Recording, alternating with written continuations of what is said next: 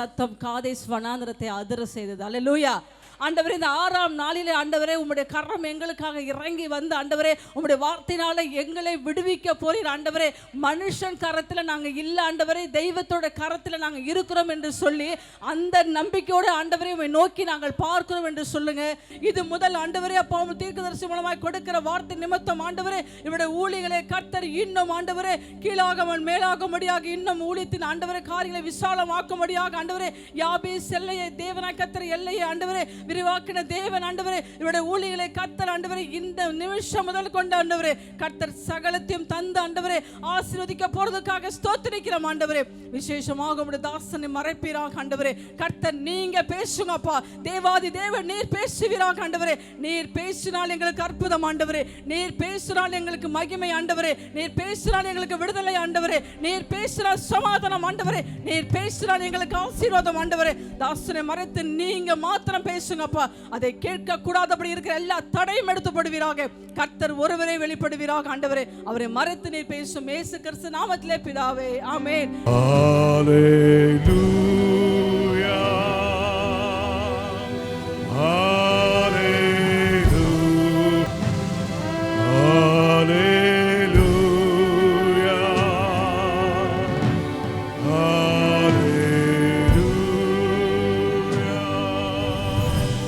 இந்த நாளில் உங்களோடு கூட பேசும்படியாக ஒரே ஒரு வசனத்தை வாசித்து நான் ஜெபிக்கலாம் என்று வாஞ்சிக்கிறேன். கர்த்தருக்கு ஸ்தோத்திரம். என் அருமையான தேவனுடைய பிள்ளைகளே, 1 ராஜாக்களின் புஸ்தகம், த ஃபர்ஸ்ட் கிங், 1 ராஜாக்கள் 18ஆம் அதிகாரம் 21, 22, 23, 24 இந்த 4 வசனங்களை வாசிக்கும் பொழுது நீங்கள் எல்லோரும் அதை வாயினால் அறிக்கை செய்யுங்கள். அப்பொழுது எலியா சகல ஜனத்தண்டைக்கும் வந்து, நீங்கள் எந்த மட்டும் 2 நினைவுகளால் குந்தி குந்தி நடப்பீர்கள். கர்த்தர் தெய்வமானால் அவரை பின்பற்றுங்கள், பாகால் தெய்வமானால் அவனை பின்பற்றுங்கள் என்றான். ஜனங்கள் பிரதியுத்தரமாக அவனுக்கு ஒன்றும் சொல்லவில்லை. அப்பொழுது எலியா ஜனங்களை நோக்கி, கர்த்தரின் தீர்க்கதரிசிகளில் மீந்திருக்கிறவன் நான் ஒருவன், பாகாலின் தீர்க்கதரிசிகளோ 450 பேர். இப்போதும் 2 காளைகளை எங்களிடத்தில் கொண்டு வரட்டும். ஒரு காளையை அவர்கள் தெரிந்து கொண்டு அதை சந்து சந்தாக துண்டித்து நெருப்பு போடாமல் விறகுகளின் மேல் வைக்க கடவர்கள். நான் மற்ற காளையை அப்படியே செய்து நெருப்பு போடாமல் விறகுகளின் மேல் வைப்பேன். நீங்கள் உங்கள் தேவனுடைய நாமத்தை சொல்லி கூப்பிடுங்கள், நான் கர்த்தருடைய நாமத்தை சொல்லி கூப்பிடுவேன். அப்பொழுது அக்கினியினால் உத்தரவு அருளும் தெய்வமே தெய்வம் என்றான். அதற்கு ஜனங்கள் எல்லாரும் இது நல்ல வார்த்தை என்றார். கரங்களை தட்டி தேவனுக்கு 3 அல்லேலூயா சொல்லலாம். பலத்த கைகளை தட்டி நான் இயேசுவின் பிள்ளை என்று சொல்லுகிறவர்கள் கைகளை தட்டி அவரை ஆர்ப்பரிக்க வேண்டும். நான் அவர் நாமத்தை சொல்லும் வாஞ்சிக்கிறேன் சொல்லுகிறவர்கள் கரங்களை தட்டி ஆர்ப்பரிக்க வேண்டும். இந்த வார்த்தையைத்தான் அவர் எனக்கு கொடுத்தார் இந்த நாளின் கூட்டத்திற்கு. என் அருமையான கர்த்தருடைய பிள்ளைகளே, இந்த வேத வசனத்தை சற்று கவனிங்கள். எலியா என்னும் தேவனுடைய மனிதன் இஸ்ரவேலின் ராஜாவாகிய ஆகாப்புக்கு முன்பு நின்றான். அவனுடைய மனைவி எசபேல் ஒரு பக்கம். இவர்களை சூழ்ந்து கொண்டவர்கள் ஏறத்தாழ 450 தீர்க்கதரிசிகள் அவர்களோடு இருந்தார்கள். நன்றாய் கவனிக்க வேண்டும் என் அன்பு தேவனுடைய பிள்ளைகளை. அப்பொழுது தேவனுடைய மனிதனாகிய எலியா அவர்களுக்கு ஒரு விண்ணப்பத்தை வைத்தான். என் அன்பு சகோதரனை சகோதரிகளே, அந்த விண்ணப்பத்தை நீங்கள் சற்று கவனிக்கும் பொழுது மிக தெளிவான ஒரு வார்த்தை அதுதான். என்ன சொன்னான்? 2 காளைகளை தெரிந்து கொள்ளுங்கள் என்றான். ஒரு காளைகளை நீங்கள் எடுத்துக்கொண்டு அதை சந்து சந்தாக வெட்டி அதை விறகின் மேல் வைத்து நீங்கள் உங்கள் தேவனை நாமத்தை சொல்லி கூப்பிடுங்கள் என்றான். என் அருமையான கர்த்தருடைய பிள்ளைகளை, மற்றொரு காளையை நான் எடுத்துக்கொள்ளுகிறேன், அதை நான் சந்து சந்தாக வெட்டி விறகின் மேல் வைப்பேன். அப்பொழுது அவன் சொன்ன ஒரு காரியம், அக்கினினால் உத்தரவு அருளுகிற தெய்வமே தெய்வம் என்றான். ஒரு கைகளை உயர்த்தி ஒரு அல்லேலூயா சொல்லுங்களேன். அப்பொழுது ஜனங்கள் இது நல்ல வார்த்தை என்றார்கள். கரங்களை உயர்த்தி தேவனுக்கு 3 அல்லேலூயா சொல்லுங்கள் பார்க்கலாம். பக்கத்தில் கைகளை கொடுத்து சொல்லுங்கள், நான் வந்தது நல்லது. இந்த நாள் கூட்டத்துக்கு நான் வந்தது நல்லது. என் அருமையான தேவனுடைய பிள்ளைகளை, நான் உங்களோடு கூட சற்று தெளிவாய் கவனிக்கும்படி பரிசுத்த ஆவியானவரை நோக்கி நான் ஒரு விண்ணப்பம் செய்யட்டும். என் கிருபையும் இரக்கம் நிறைந்த தெய்வக்குமாரனே, உம்மை நம்பி உமது அடியான் நிற்கிறேன். நான் விசுவாசிக்கிறேன், நீர் அப்படியே செய்யும். இயேசுவின் பரிசுத்த நாமத்தில் பிதாவே. என் அருமையான கர்த்தருடைய பிள்ளைகளே, சற்று மிக தெளிவாய் இதை கவனிங்கள். வேதம் கொண்டு வந்தவர்கள் வேதத்தை உயர்த்தி காட்டலாம். கர்த்தருடைய பரிசுத்த நாமத்திற்கு மகிமையுண்டாகட்டும். அநேகர் வேதம் இல்லாமல் வாழ்க்கை நடத்தாதீர்கள், அது மிகவும் அருவருப்பானது கர்த்தருக்கு. என் அன்பு தேவனுடைய பிள்ளைகளே, இந்த வசனத்தை சற்று கவனித்து பாருங்கள். என் அன்பு தேவனுடைய ஜனமே, எலியா என்னும் தேவனுடைய தீர்க்கதரிசி அவர்களுக்கு முன்பாக நின்றான். அவர்களை பார்த்து 2 காரியம் சொன்னான். அதில் ஒரு காரியத்திற்கு ஜனங்கள் ஒன்றும் சொல்லவில்லை. 2வது காரியத்திற்கு இது நல்லது என்றார்கள். கரங்களை தட்டி தேவனுக்கு 3 அல்லேலூயா சொல்லுங்கள் பார்க்கலாம். ஆனால் அவன் சொன்னதை சற்று கவனித்து பாருங்கள். ஒரு பக்கம் எசபேல், இன்னொரு பக்கம் ஆகாப்பு. இவர்கள் இஸ்ரவேலின் ராஜாக்களாக அந்த மகள் ராணிகளாய் இருந்தார்கள். என் அருமையான கர்த்தருடைய பிள்ளைகளே, இவர்களுக்கென்று ஒரு கூட்டத்தை உருவாக்கி கொண்டார்கள். ஏறத்தாழ 400க்கு மேற்பட்ட தீர்க்கதரிசிகளை தங்களுக்காக உருவாக்கி கொண்டார்கள். அதில் ஒரே ஒரு தேவனுடைய மனிதன் தான் தீர்க்கதரிசி எலியா வந்து நின்றான். வேதம் சொல்லுகிறது, தன் மனைவியாகிய எசபேல் தூண்டிவிட்டபடினால் தேவனுடைய பார்வைக்கு பொல்லாப்பானை செய்து தன்னை விற்று போட்ட ராஜாவாகிய ஆகாப்பை போல் ஒருவனும் இல்லை என்று வேதம் சொல்லுகிறது. 1 ராஜாக்கள் 21ஆம் அதிகாரம் 25வது வசனத்தில். எசபேல் தூண்டிவிட்டபடினால், அவள் தூண்டின ஒரே ஒரு வார்த்தைக்காக அவன் கொலை செய்யவும் துணிந்தான். ஒரு கொலைக்காரனாய் மாறிப்போனான். அங்கே எசபேல் யாரை குறிக்கிறது? கர்த்தருடைய நாமத்துக்கு விரோதமாய் இருக்கிற ஒரு பெண்ணை குறிக்கிறது. கரங்களை உயர்த்தி தேவனுக்கு ஒரு அல்லேலூயா சொல்லுங்களே. அது ஒரு மார்க்கத்தை குறிக்கிறது. கரங்களை உயர்த்தி தேவனுக்கு ஒரு அல்லேலூயா சொல்லுங்களே. அவனோடு கூட இருந்தவர்கள் தேவனுக்கு அருவருப்பானவர்கள் என்று என் வேதம் சொல்லுகிறது. எசபேல் தூண்டிவிட்டபடினால், தன் மனைவியாக எசபேல் தூண்டிவிட்டபடினால் கர்த்தரின் பார்வைக்கு பொல்லாப்பாதான செய்து தேவனுக்கு முன்பாக தன்னை விற்று போட்ட ஆகாப்பை போல் ஒருவனும் இல்லை என்று வேதம் சொல்லுகிறது. அப்படி என்றால் என் அன்பு தேவனுடைய பிள்ளைகளே, வேதம் அப்படித்தான் சொல்லுகிறது. இந்த மரணம் ஏன் வந்தது? இந்த சம்பவங்கள் ஏன் வந்தது? எதற்காக வந்தது? ஒரே ஒரு காரியத்தை நான் உங்களுக்கு சொல்லி முடிக்கட்டும். என் அன்பு தேவனுடைய பிள்ளைகளே, இந்த வேத பகுதிகளை நீங்கள் கவனிக்கும் போது தெளிவான ஒரு சத்தியத்தை அங்கே தேவன் வைத்திருக்கிறார். இதை அநேகர் அறிந்து கொள்வதில்லை, புரிந்து கொள்வதில்லை, தெரிந்து கொள்வதில்லை. அதனால தான் சத்துரு ஒரு சிலருடைய வாழ்க்கையிலே மேற்கொண்டு விடுகிறான். என் அருமையான கர்த்தருடைய பிள்ளைகளே, இந்த சத்திய மார்க்கம் ஏன் இப்படி இருக்கிறது என்று கவனித்து பாருங்கள். என் அன்பு சகோதரனை, ஒரு நாள் ஆகாப்பு அரசன் தன்னுடைய வீட்டின் உலாவிக் கொண்டிருந்த பொழுது, அவன் வீட்டுக்கு அருகையிலே அவனுடைய அரண்மனையிலே சுவரிலே ஒரு அழகான திராட்சை கொடிகள் படர்ந்திருந்தன. அப்பொழுது அரசன் நாபோத்து என்னும் ஒரு ஏழை மனிதனை பார்த்து, உன்னுடைய திராட்சை தோட்டம் என்னுடைய அரண்மனைக்கு அடுத்து இருக்கிறது, என் வீட்டில் மேல் படர்கிறது. அந்த திராட்சை தோட்டத்தை எனக்கு கொடு, அதை அழித்துவிட்டு நான் கீரை கொல்லையாக்கட்டும் என்றான். என் அன்பு மகனை, மகளே, உலகத்தில் ஒரு வடிகட்டின முட்டாள் கூட அதை சொல்ல மாட்டான். திராட்சை தோட்டத்தை அழித்து கீரை கொல்லையாக்க முடியுமா? யோசித்து பாருங்கள். இன்று பலர் அப்படித்தான் செய்கிறார்கள். திராட்சை தோட்டங்களை அழிக்கிறார்கள். என் பிதாக்களின் சுதந்திரத்தை உனக்கு விற்று போடாதபடி கர்த்தர் என்னை காப்பாராக என்று விசுவாசத்தோடு அறிக்கை செய்தான். அந்த விசுவாசத்தினால் அவன் கொலை செய்யப்பட்டான். நாபோத்து இறந்து போனான். என் அருமையான கர்த்தருடைய பிள்ளைகளே, அப்படி ஒரு கொடுமையின் காலத்தில் தான் எலியா என்னும் தீர்க்கதரிசி அங்கே இருந்தார். இன்று உலகம் எங்கும் அப்படித்தான் நடந்து வருகின்றன. என் அருமையான கர்த்தருடைய பிள்ளைகளே, 1 ராஜாக்கள் 21:1 முதல் 3 வசனங்கள் அதை நமக்கு கூறுகின்றன.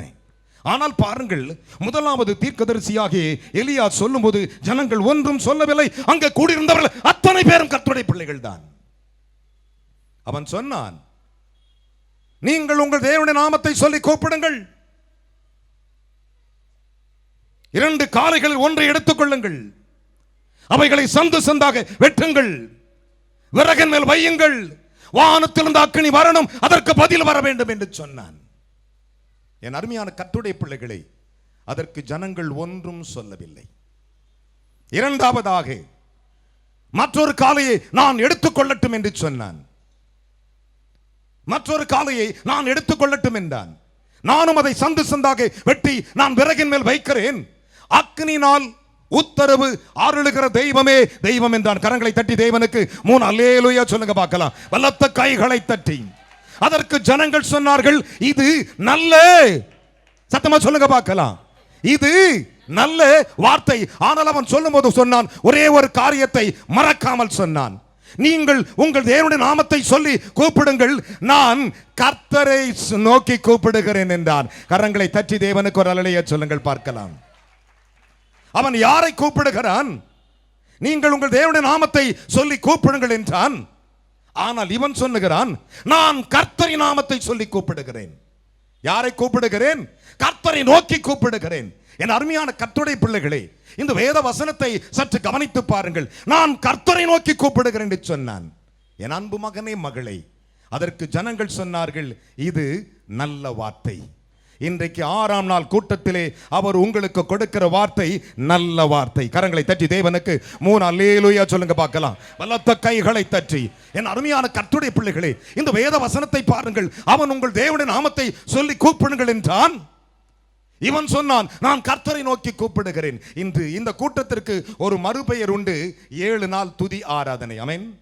துதி ஆராதனை என்பது கர்த்தரை நோக்கி கூப்பிடுவது துதி ஆராதனை. கைகளை தட்டி தேவனுக்கு 3 அல்லேலூயா சொல்லணும். பலத்த கைகளை தட்டி. கர்த்தரை நோக்கி கூப்பிடுவதுதான் துதி ஆராதனை. என் அருமையான கர்த்தருடைய பிள்ளைகளே, நான் சொல்லவில்லை, தாவீது அரசன் அதை சொன்னான். என் அருமையான கர்த்தருடைய ஜனமே, இந்த வேத பகுதியை பாருங்கள். வேதம் அழகாக சொல்லுகிறது. சங்கீதங்களின் புஸ்தகம் 18:3 சொல்லுகிறது, கர்த்தரை துதிக்கு பாத்திரராகிய கர்த்தரை நோக்கி நான் கூப்பிட்டேன் என்று சொன்னான். துதிக்கு பாத்திரராகிய கர்த்தரை நோக்கி கூப்பிடுகிறேன் என்று சொன்னார். அதனால் நான் சத்துருக்கு நீங்களாக்கி ரட்சிக்கப்படுகிறேன். கைகளை தட்டி தேவனுக்கு ஒரு அல்லேலூயா சொல்லுங்களேன். துதிக்கு பாத்திரராகிய கர்த்தரை நோக்கி நான் கூப்பிடுவேன். அதைத்தான் எலியா கூப்பிட்டான். துதிக்கு பாத்திரராகிய கர்த்தரை நோக்கி கூப்பிடுவேன், ஆனால் அவர் என் சத்துருக்களுக்கு நீங்களாக்கி என்னை ரட்சித்தார். கரங்களை தட்டி தேவனுக்கு ஒரு அல்லேலூயா சொல்லுங்களேன். பலத்த கைகளை தட்டி. என் அருமையான கர்த்தருடைய பிள்ளைகளே, அதைத்தான் வேதம் சொல்லுகிறது. சங்கீதம் 22:3 வாசித்து பாருங்கள். இஸ்ரவேலின் துதிகளில் மத்தியில் வாசம் செய்கிற தேவரீர் பரிசுத்தர்.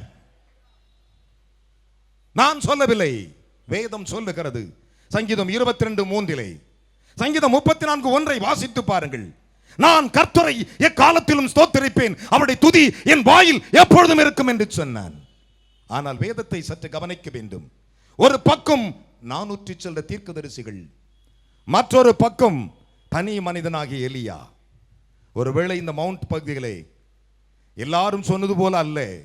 ஒன்றை நான் சொல்லுவேன், என் அருமையான கர்த்தருடைய பிள்ளைகளே, இயேசு இந்த பூமிக்கு வரும் பொழுது தனி மனிதனாய் வந்தார். ஒரு அல்லேலூயா சொல்லுங்க பார்க்கலாம்.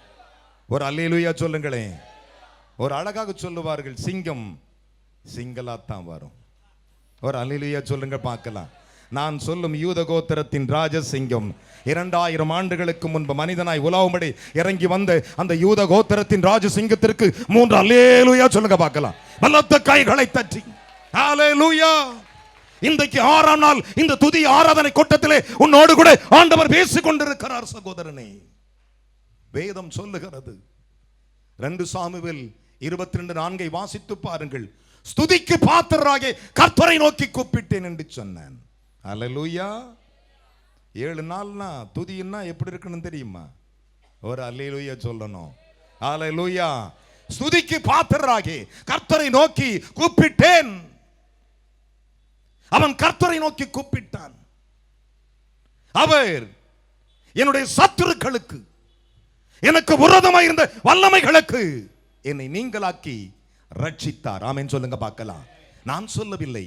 அதனால தான் அங்கே தேவனுடைய மனிதனாகிய எலியா சொன்னான், நீங்கள் உங்கள் தேவனுடைய நாமத்தை சொல்லி கூப்பிடுங்கள், நான் கர்த்தரின் நாமத்தை சொல்லி கூப்பிடுகிறேன். கரங்களை தட்டி 3 அல்லேலூயா சொல்லுங்களேன். நீ அவரை சொல்லி கூப்பிடும் பொழுது, ஒரு பல்லவியை பாடும் பொழுது, ஒரு அடியை பாடும் பொழுது கர்த்தர் இறங்கி வருவார். ஆனால் அவன் சொன்ன ஒரே ஒரு வார்த்தை, அக்கினினால் உத்தரவு அருளுகிற தெய்வமே தெய்வம் என்று சொன்னான். அதற்கு ஜனங்கள் இசைவாய் சொன்ன ஒரு பதில் இது. கையை உயர்த்தி ஒரு அல்லேலூயா சொல்லுங்களேன். பக்கத்தில் கை கொடு சொல்லுங்க, இன்றைக்கு நான் கூட்டத்துக்கு வந்தது நல்லது. சத்தம் ஒரு அலைய சொல்லணும். சங்கீதம் 34:8 சொல்லுகிறது, கர்த்தர் நல்லவர் என்று ருசித்து பாருங்கள், அவர் மேல் நம்பிக்கையா இருக்கும் மனிதன் பாக்கியவான். தேவனை ருசித்து பார்க்க வேண்டும். தேவனுடைய மனிதனாகிய தீர்க்கதரிசி அவரை ருசித்தான். ஒரு பக்கம் ஒரு காலை, மற்றொரு பக்கம் மற்றொரு காலை, அந்த பக்கம் விறகுகள், இந்த பக்கம் விறகுகள்.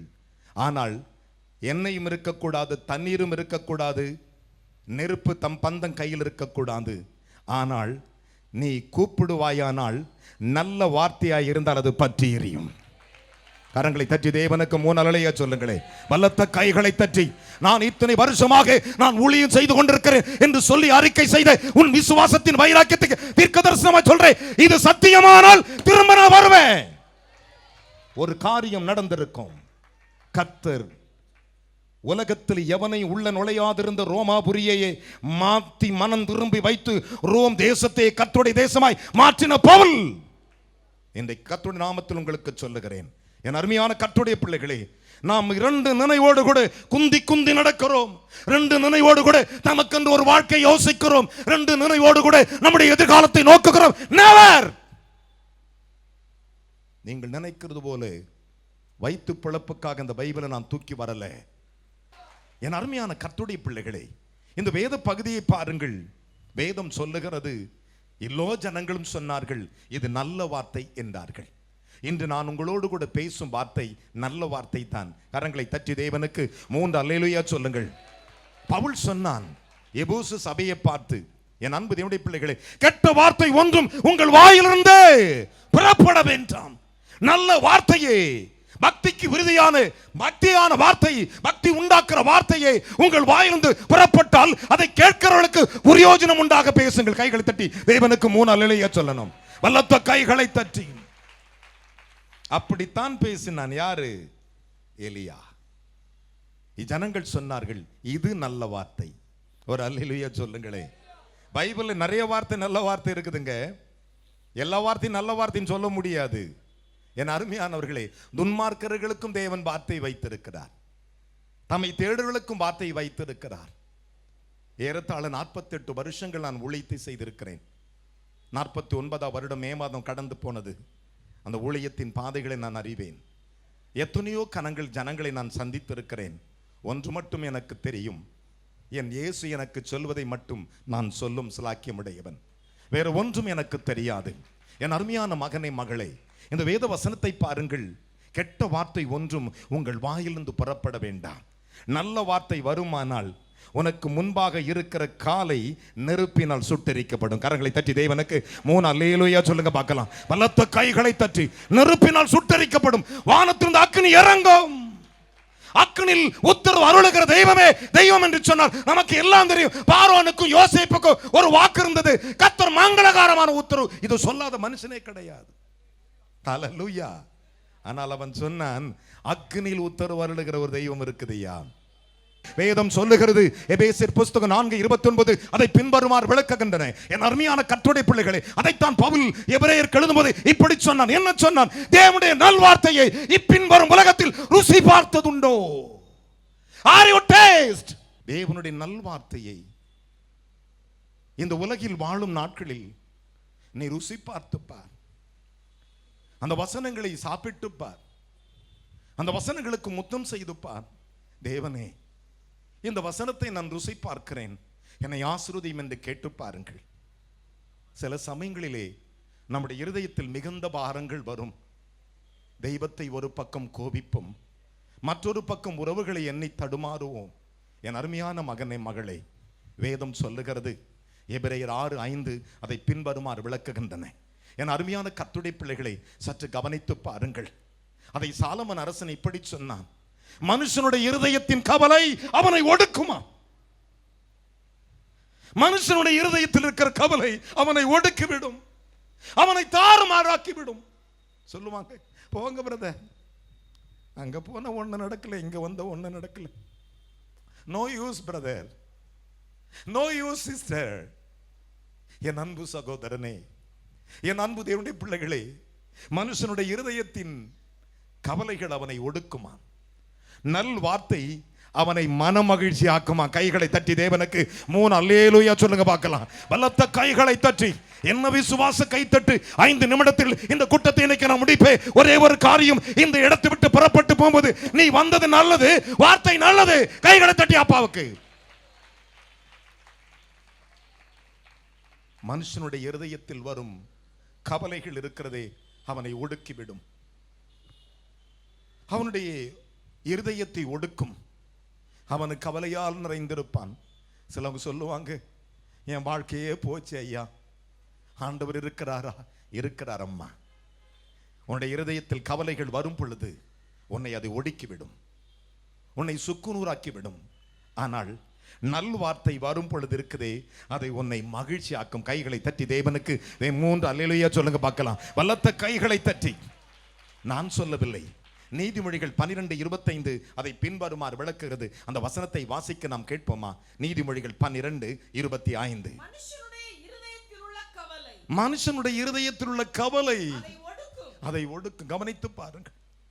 காலையில் எழுந்த உடனே ஐயோ என்று கதறுவோம். இந்த உலகத்தை நினைக்கும் பொழுது மனுஷனுடைய கவலை, கவலை இல்லாத மனிதன் ஒருவனும் இல்லை, கலங்காத ஒரு மனிதனும் இல்லை.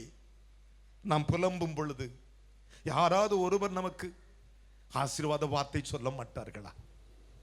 யாராவது ஒருவர் நம்மை நேசிக்க மாட்டார்களா என்று வேதனைப்படுவோம். என் அன்புக்குரியவர்களே, இந்த பகுதியை பாருங்கள். மனுஷனுடைய இருதயத்தில் உள்ளது கவலை அவனை ஒடுக்கும், நல் வார்த்தையோ.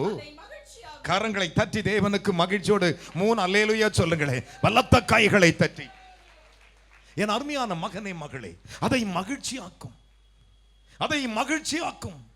என் அன்பு பிள்ளைகளே, ஒருவேளை நீங்கள் 2 நினைவோடு கூட எனக்கு வாழ்க்கை நடக்குமா, என் வாழ்க்கை ஆசீர்வாதமாய் இருக்குமா, நான் செழிப்பேனா என்று யோசிக்கலாம். என் அன்பு மகனை மகளே, யோசித்து பாருங்கள். வேதம் அப்படித்தான் சொல்லுகிறது.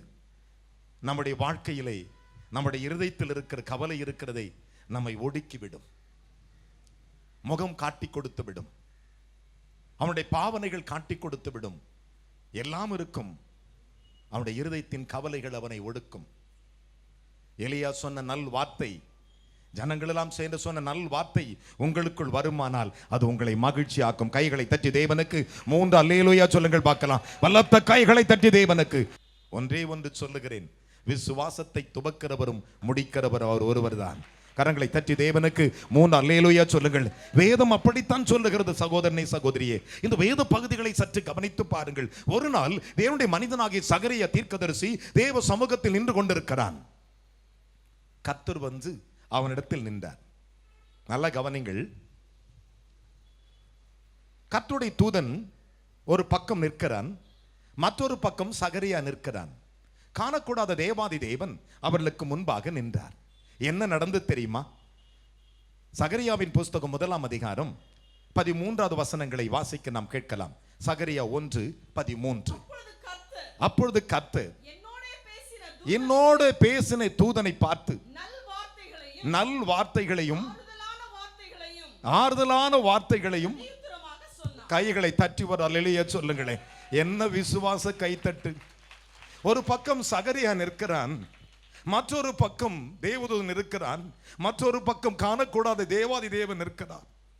ஒருவேளை எனக்கு தெரிந்து தேவதூதனுக்கு கவலை இருந்திருக்குமோ எனக்கு தெரியாது.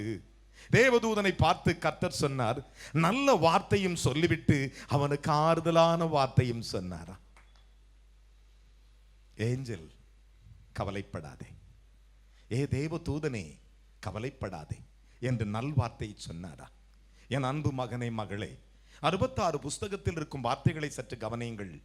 சில சமயங்களில் நாம் தேவாலயத்திற்கு செல்லுகிறோம், தேவனை துதிக்கிறோம், பாடுகிறோம், ஒரு குட்டி செய்திகளை கேட்கிறோம், அதில் ஊர் காரியத்தை அதிகமாய் கேட்போம்.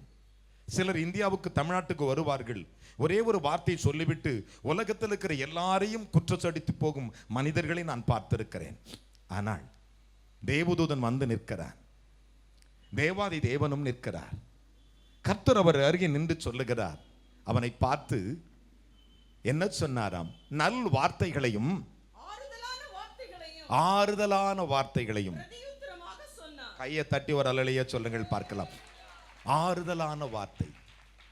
தேவனும் தேவதூதர்களும் சகரியாவும் நிற்கும் பொழுது புறப்பட்ட வார்த்தை என்ன வார்த்தை? ஆறுதலான வார்த்தை. உங்களுக்கு யாராவது அப்படி சொன்னது உண்டா? யோசித்து பாருங்கள். உங்களுக்கு யாராவது அப்படி சொல்ல முடியுமா? அப்படி சொல்லும் மனிதனை பார்த்திருக்கிறீர்களா? சற்று யோசித்து பாருங்கள். மனைவி சொல்லுவாள், யோபை பார்த்து சொன்னாள், இன்னும் உத்தமத்தில் இருக்கிறாயே, தேவனை தூஷித்து ஜீவனை விடு என்றாள். அது நல்ல மனைவிக்கு அழகா? யோசித்து பாருங்கள். லட்சோப லட்ச ஆசீர்வாதங்களை அனுபவித்தவள், 10 பிள்ளைகளை பெற்றவள், அவளுக்கு பிசாசு விரோதமாய் வந்த பொழுது அவளுக்குண்டான துன்பத்தை கண்டவள் சொன்னாள், இன்னும் உத்தமத்தில் இருக்கிறாயே, தேவனை தூஷித்து ஜீவனை விடு என்றாள். அந்த நேரத்தில் யோபுவின் சரீரங்கள் பற்களால் நிறைந்திருந்தது. இரவு எப்பொழுது வரும் என்று அரண்டு புரளுவான். அத்தனை எரிச்சல். அங்கே கிடக்கும் சாம்பல் எடுத்து பூசிக்கொள்ளுவான். பகல் வந்த உடனே அந்த ஓட்டை எடுத்துக் கொள்ளுவான். சுரண்டி கொண்டே இருப்பான். எப்பொழுது விடியும், எப்பொழுது என் நாட்கள் முடியும் என்று புலம்புவான். இதை பார்த்தவன் மனைவி, ஐயோ, என் புருஷன் கிழக்கத்தின் புத்தர்கள் சீமானாய் வாழ்ந்தானே, எத்தனை ஆடு மாடுகள், எத்தனை செல்வங்கள். ஓ என் அன்பு பிள்ளையே, உன்னோடு கூட கர்த்தர் பேசுகிறார். நமக்கு இளமைகள் இருக்கும் பொழுது நமக்கு தைரியம் வரும். கொஞ்சம் தடுமாறும் பொழுது தூஷணங்கள் வரும். ஒரு பக்கம் காணக்கூடாத தேவாதி தேவன் நின்று கொண்டிருக்கிறார், மற்றொரு பக்கம் தேவதூதன் நின்று கொண்டிருக்கிறார், மற்றொரு பக்கம் சகரியா நிற்கிறார். தேவன் பேசுகிறார். நல்ல வார்த்தையை சொல்லிவிட்டு ஆறுதலாய் சொன்னார். ஆறுதலாய் சொன்னார். இந்த 6ஆம் நாள் கூட்டத்துக்கு வந்திருக்கிற உனக்கு இதுவரை நீ இழந்து கிடைக்கிறாயோ, ஐயோ நான் தவித்துக் கொண்டிருக்கிற சாதையா, எனக்கு ஒரு ஆசீர்வாதம் இல்லை, எனக்கு ஒரு சமாதானம் இல்லை, எனக்கு ஒரு சந்தோஷம் இல்லை, எனக்கு ஒரு முடிவு எப்படி முடியும்? பிள்ளைகளே, உங்களில் கிறிஸ்து உருவாக வேண்டும் என்று நான் கற்ப வேதனையோடு சொல்லுகிறேன். விசுவாசத்தை விட்டு விடாதிருங்கள், நம்பிக்கை விட்டு விடாதிருங்கள். காலங்கள் உருண்டு ஓடும் பொழுது நம்மோடு யார் பேசுவார்? ஆனால் ஒருவர் பேசுவார், அக்கினியில் உத்தரவாருகிறவர். கரங்களை தட்டி தேவனுக்கு 3 அல்லேலூயா சொல்லுங்களேன். பலத்த கைகளை தட்டி. என்ன விசுவாச கைத்தட்டு? இதற்கு பெயர் தான் கைத்தட்டா? எல்லா கைகளை தட்டி தேவனுக்கு 3 அல்லேலூயா சொல்லுங்கள். வேதம் சொல்லுகிறது, நான் சொல்லவில்லை. என் அருமையான சகோதரனே, சகோதரியே, இந்த வார்த்தைகளை சற்று கவனித்து பாருங்கள். ஒரு பக்கம் தேவதூதன், மற்றொரு பக்கம் சகரியா, மற்றொரு பக்கம் தேவாதி தேவன். என் அன்பு பிள்ளைகளே, சற்று கவனித்து பாருங்கள். வேதம் சொல்லுகிறது, கர்த்தர், அப்பொழுது கர்த்தர் அவனை பார்த்து நல்ல வார்த்தையும் சொன்னாராம். ஆமென் சொல்லுங்க பார்க்கலாம். என்ன சொன்னாராம்? பக்கத்துல கை கொடுத்து சொல்லுங்க, நல்ல வார்த்தை. அப்புறம் ஆறுதலான வார்த்தைகளையும் பிரதியுத்தரமாக சொன்னார். ஒரு அல்லேலூயா சொல்லுங்களேன். தோலை தட்டி கூட சொல்லுங்க, பயப்படாதீங்க பிரதர். ஒரு பக்கம் 120 வயதில் மோசே மரித்து போனார். என் அன்பு பிள்ளைகளை, தன்னந்தனியாக நின்று கொண்டிருந்தான். யாரு? யோசுவா. இவ்வளவு லட்சோப லட்சம் மக்களை நான் எப்படி நடத்தப் போகிறேன் என்று சொன்னான். அப்பொழுது கர்த்தர் மோசை பார்த்து சொன்னது போலவே யோசுவோடு சொன்னார், நான் மோசையோடு இருந்தது போல உன்னோடும் இருப்பேன் என்றார். கரங்களை தட்டி தேவனுக்கு 3 அல்லேலூயா சொல்லுங்களேன். ஆனால் அந்த ஜோஷுவா என்ன சொன்னான் தெரியுமா?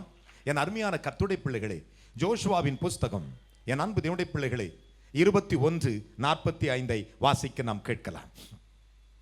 21:45. கர்த்தர் இஸ்ரவேல் குடும்பத்தாருக்கு சொல்லி இருந்த நல் வார்த்தைகள் எல்லாம் ஒரு வார்த்தையும் தவறி போகவில்லை. கைகளை தட்டி அப்பாவுக்கு எனக்கு நிறைவேறும் என்று சொல்லுகிறவர்கள் எழுந்து நின்று ஒரு அல்லேலூயா சொல்லுங்க பார்க்கலாம். என் வாழ்க்கையில இன்று கர்த்தர் ஆசீர்வதிப்பார் என்று சொல்லுகிறவர் எழுந்து நின்று கடைசி வரை நிற்கிறவர்கள் கைகளை உயர்த்தி எனக்கு நிறைவேறும் சத்தமா சொல்லுங்க பார்க்கலாம்.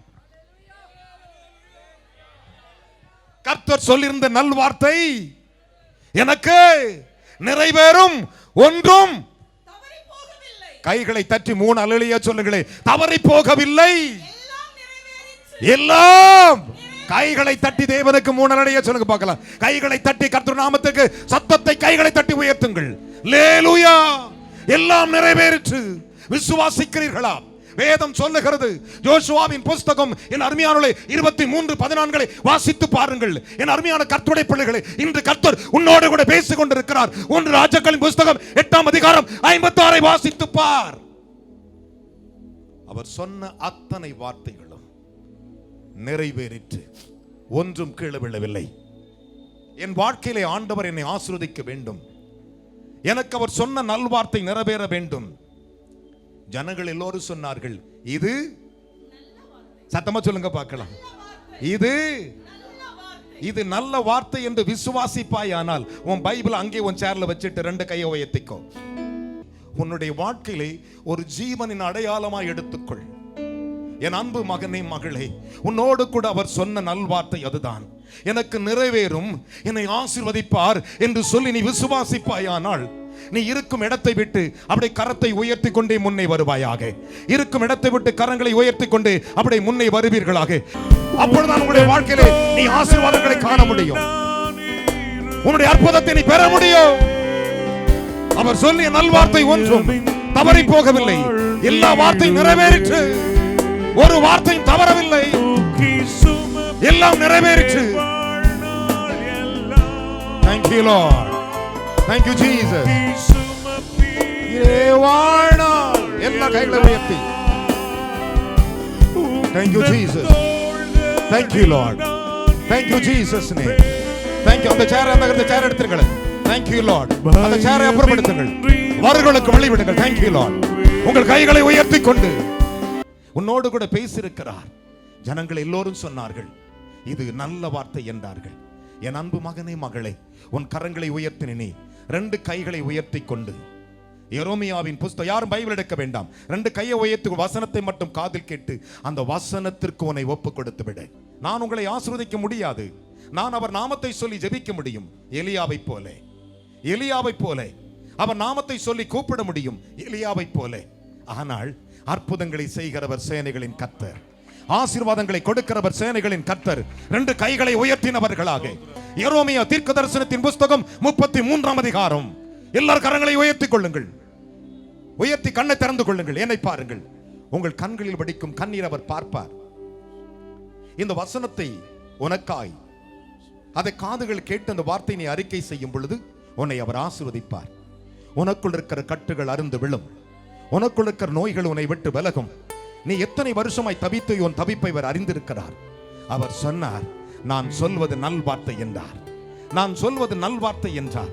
என் அன்பு மகனே மகளே, இந்த வார்த்தையை சற்று கவனித்து பாருங்கள். என் அன்பு தேவனுடைய பிள்ளைகளே, எரேமியாவின் புஸ்தகம் 33:14 2 கையை உயர்த்தி கொள்ளுங்கள். கண்களை யாரும் மூட வேண்டாம், கண்களை திறந்து கொள்ளுங்கள். வாசிக்க கேட்கலாம். இதோ சத்தமா சொல்லுங்களேன், நாட்கள் வரும் என்று கர்த்தர் சொல்லுகிறார். அப்பொழுது நான் இஸ்ரவேல் குடும்பத்திற்கும் யூதாவின் குடும்பத்திற்கும் கைகளை தட்டி தேவனுக்கு ஒரு அல்லேலூயா சொல்லுங்களேன். அவர் சொன்ன வார்த்தை நிறைவேற்றுவார். எனக்கு அவர் நிறைவேற்றுவான் சொல்றவங்க 2 கையை உயர்த்திக்கும். எல்லார் கண்களை மூடிக்கொள்ளுங்கள். சொல்லுங்களே இயேசுவே, சொல்லுங்களே இயேசுவே, நீர் சொன்ன நல்வார்த்தை என்னை விடுவிக்கட்டும் ஆண்டவரே, என்னை விடுவிக்கட்டும் ஆண்டவரே. சொல்லுங்கள் இயேசுவின் நாமத்திலே. பொல்லாத பிசாசே, நீ வைத்த நோய்களை நீயே எடு இயேசுவின் நாமத்திலே. சாத்தானே வெளியே போ, நீ வைத்த நோயை எடு. சொல்லுங்கள் இயேசு நாமத்திலே. நீ சொல்லும் பொழுது அவர் உனக்கு சுகத்தை கொடுப்பார். நீ கூப்பிடும் போது அவர் உனக்கு சுகத்தை கொடுப்பார். நீ விடுவிக்கப்பட வேண்டும் என்று அவர் தீர்மானித்து விட்டார்.